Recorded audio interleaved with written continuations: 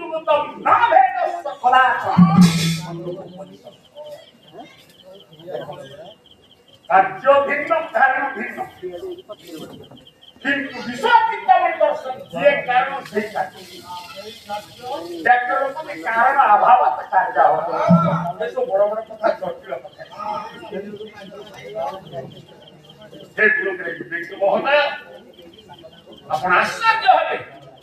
আর গীতা অনুসার সেই দর্শন ভগবান তত্ত্ব, তুমি যদি কার্য, তুমি যদি কারণ, তুমি যদি কর্তা, তাহলে ব্রহ্ম তত্ত্ব রইলা। কাই